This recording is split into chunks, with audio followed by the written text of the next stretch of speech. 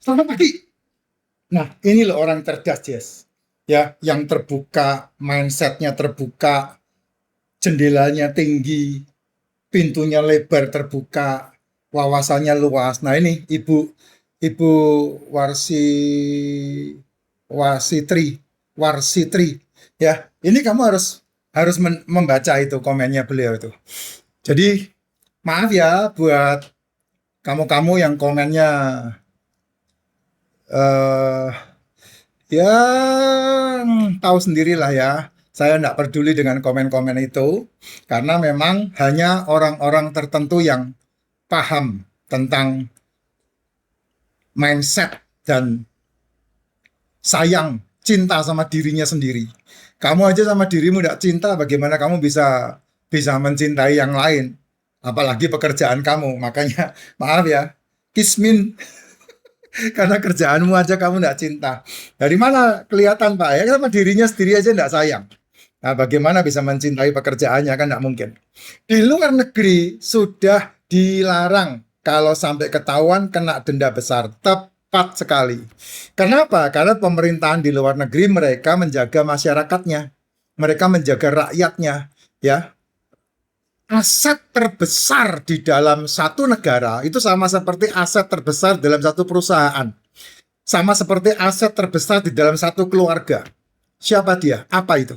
Human. Nih, manusianya. Manusianya. Kenapa saya sama istri kompak untuk tidak sarapan dan tidak makan malam? Kenapa? Ya karena kami mau hidup 100 tahun lebih, menikmati hari tua tanpa menyusahkan orang lain, dan masih tetap bekerja dan menghasilkan uang, sehingga ketika waktu kami tidak bisa menghasilkan uang, uang tetap bekerja menghasilkan uangnya sendiri untuk kami disupport bisa jalan-jalan. Nah sekarang udah terbukti setahun paling tidak 2 kali kami jalan-jalan. Nah itu contohnya. Bagaimana caranya? Ya kamu punya mesin yang bisa menghasilkan uang. Yang kedua, ya kamu harus men-treat tubuhmu sendiri supaya tubuhmu sehat. Sehingga kamu tidak perlu tongkat, tidak perlu kursi roda, bisa naik turun tangga, bisa naik turun pesawat. Karena dunia ini tidak sebesar daun kelor, bos. Makanya rugi kalau kamu mengasihani diri seumur-umur hidupmu, itu rugi banget. Kamu tidak bisa melihat dunia luar. Nah, terbukti kan dari komen-komen yang ribuan komen ini, ya, dalam waktu tidak lebih dari 38 menit sudah ditonton lebih dari 100.000 orang. Nih kok konten saya yang dikomen sama ibu ini. Sekarang sudah waktu 24 jam. Lihat komennya, udah 300 lebih yang itu yang nonton. Yang komen ribuan itu. Nah, itu dia. Dan terbukti kelihatan banget siapa yang komen. Nah, dari tulisannya. Ingat loh, tulisan itu mencerminkan dirimu.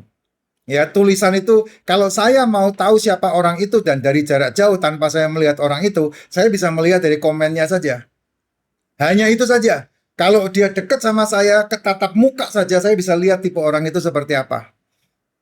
Dari mana Bapak tahu? Ya belajar tole, belajar, belajar. Ya belajar, makanya jangan kayak anak-anak zaman sekarang, gurunya dipenjarakan. Belajar le, kamu bisa pinter itu karena guru. Guru belajar, guru pinter itu karena guru-gurunya guru. Gurunya guru bisa pinter itu karena guru-gurunya guru yang guru itu. Jadi kamu kalau nggak mau belajar sama gurumu, mau belajar sama siapa? Makmu nggak bakal bisa ngajarin kamu. Makanya jangan bodoh jadi anak. Kalau sekolah ya sekolah, ya peraturan sekolah itu setiap sekolah punya peraturannya masing-masing. Kamu sekolahnya paling seneng di bilik apa? Makanya bodohnya minta ampun. Komennya nggak karuan semua. Ini belajar sama ibu ini nih, ya, yang berpandangan luas, yang membuka informasinya selebar-lebarnya. Jendelanya tinggi nih ibu, enggak puji-puji bu, karena memang banyak yang enggak punya adab itu yang komen itu dari konten yang saya buat itu. Betul, kamu baca deh, coba aja lihat itu kebodohan yang unfaedah mereka umbar di dalam komen-komen mereka. Saya enggak tanggepin itu. Yang bagus komennya kalau pas saya baca saya kasih apa itu love ya like gitu. Kalau enggak ya saya lewatin aja. Yang setuju saya kasih like, kalau enggak ya saya lewatin aja. Enggak perlu direspon yang berlebih. Ada yang saya respon berlebih, saya suka bercanda, makanya saya respon dengan candaan juga. Tapi biasanya kalau saya balas dengan candaan tersinggung dia. Betul, Bu. Di luar negeri sudah tidak diizinkan banyak gula, terutama negara-negara maju. Kamu mau menemukan gula di Swiss hampir tidak ketemu. Kamu mau menemukan gula di negara-negara maju tidak hampir tidak ketemu. Yang paling banyak kamu mau temukan gula ya di negara berkembang. Nigeria itu paling banyak tuh. Bahkan Nestle itu ditambah gulanya untuk di sana. Kenapa ya? Karena kartel merebak di sana supaya kamu laris dengan menghabiskan hasil kerjamu dengan farmasi. Itu caranya. Dunia dunia kartel itu seperti itu gitu. Nah, Indonesia mau menuju ke negara maju ya mau tidak mau harus merubah. Bersyukur kamu punya Menteri Kesehatan yang membuka itu. Dan saya tunjukkan, saya replay itu ke VT-nya Pak Menteri itu. Ya, kamu kalau ke Taiwan, kamu nggak bisa bawa makanan dari luar. Bahkan kamu dikasih makanan di pesawat, kamu bawa masuk ke Taiwan, kamu kena denda. Capcainya Taiwan sama capcainya Indonesia beda jauh, bro. Beda jauh. Ya, kamu udah terbiasa dengan lidah Indonesia, capcainya itu legit, lesat semuanya. Tapi kalau kamu di Taiwan enggak. Kenapa? Karena udah enggak pakai gula. Makanannya sudah tidak pakai gula dan Taiwan menyebut makanannya makanan sehat. Oh, dia. Itu kamu harus paham itu sehingga kamu ndak gampang komen sesuatu yang sangat bodoh banget. Nah, itu kan ada VT yang lebih gila lagi itu. Anaknya dibuatin makan pagi-pagi pakai Indomie 2 mangkok ya, terus kemudian dikasih minuman bergula. Wah, itu udah ngeri sekali. Makan gula itu memang betul. Itu adalah karbo, kebutuhan tubuh. Betul. Kebutuhan energi, betul. Tetapi dalam waktu 24 jam, berapa banyak gula yang kamu asupkan? Yang kamu pikir di otakmu, gula itu adalah yang diaduk pakai minum. Benar nggak? Yang diaduk pakai minum. Tidak, bukan. Itu nggak masalah. Kamu minum dengan gula itu nggak masalah. Selama kamu menyetop asupan yang namanya jajan, cemilan, 10, 11, nasi, tepung, gorengan. Itu yang jahat. Sehingga asupan gula di tubuhmu berlimpah.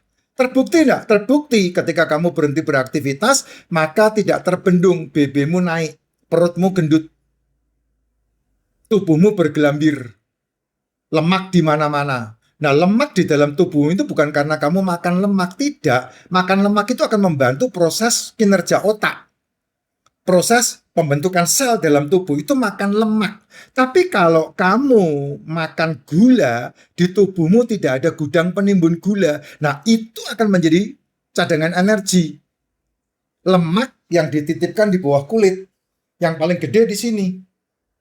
Yang paling gede. Makanya saya bilang buat cowok-cowok, laki-laki, kalau kamu sudah susah ngelihat titikmu sendiri karena terhadang dengan perut, kamu sudah sulit ini begini. Gitu. Kamu pasti begini nih. Ya, nafsu besar, tenaga kurang. Begitu nafsunya gede, begitu masuk ke pintu pintu adu mekanik langsung ciut. Kadang muntah di luar pagar. Karena apa ya? Karena itu. Ya. Kalau kamu kelebihan penyakit namanya. Kalau kamu biarin, kamu ndak selesaikan masalah itu, ya kamu pasti akan bermasalah dengan obat-obatan yang namanya formin itu. Kisi-kisi itu. Bermasalah dengan yang namanya kebas-kebas tin-tin itu. Nantinya bermasalah dengan lambung-lambung itu. Bermasalah dengan ginjal dan ujungnya pasti HD. Nah, kalau sudah kayak begitu, pasti akan terkomplikasi dengan yang namanya jantung, terkomplikasi yang dikambing hitamkan kolesterol. Itu yang terjadi seperti itu. Makanya paling gampang, paling simpel, tidak sarapan dan tidak makan malam. Makanlah di antara jam 1 sampai jam 6 sore, kamu makan apa aja bebas, tidak ada masalah. Tetapi harus kamu selesaikan dengan cara aktivitas. Saya nge-gym. Nah, kamu lari boleh, jalan kaki boleh, tapi yang paling bagus nge-gym karena kardio sama otot dibentuk semuanya. Gitu, itu yang saya lakukan. Gitu. Ya. Dan perbanyaklah makan yang namanya telur, ikan, daging, dan seafood. Sehingga itu akan membentuk metabolik dalam tubuhmu terbaik. Dan itu akan membantu kamu turun berat badannya sehat lebih.